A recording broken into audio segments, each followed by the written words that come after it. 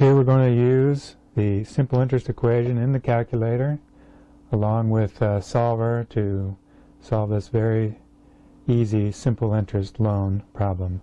Find the maturity value of simple interest of a loan of $42,368 at 9.22% for 5 months. And you can see the answers right there. Okay, so if you don't already have the simple interest equation in your calculator, you need to put it in. Here it is in the bottom. You can pause the video and put it in. The very bottom one now, the one above it is for discount. Right? It says the principal times the quantity of 1 plus the rate times the time minus maturity value is going to be set to y0. Okay, once we know that, you can watch the video on solver, but here it goes. Do math, and then you scroll up until you get to the bottom. Solver, press enter, and then you want to scroll up no matter what is here, and you want to make sure that this says y0, well in my case y0, wherever you put your simple interest equation. Mine is in y0. So you press vars, and you scroll right to y vars, and you press enter, and then you scroll either up or down to get to y0, press enter one more time, and it brings up the simple interest equation that I have in y0.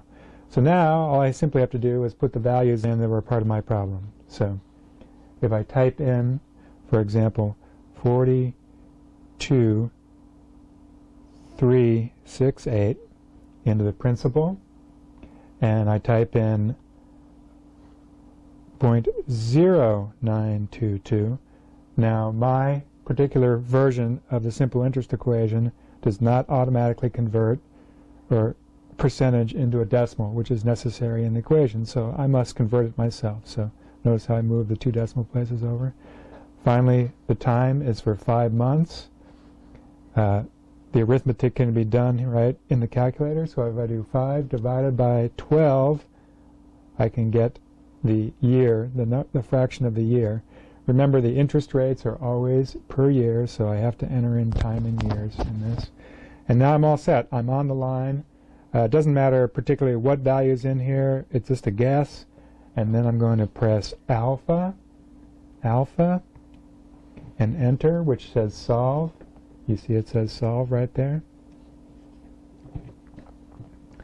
And it tells me 43,995.764, for example. Okay, so I got that part right. Now how do I do the other part?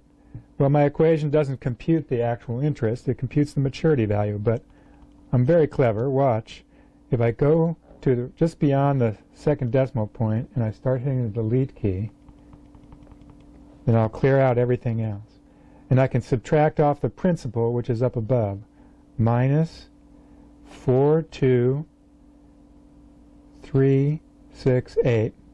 And if I, for example, scroll up, that's the easiest way, it'll actually make the computation. I get 1627.63, which you can see is that answer right there.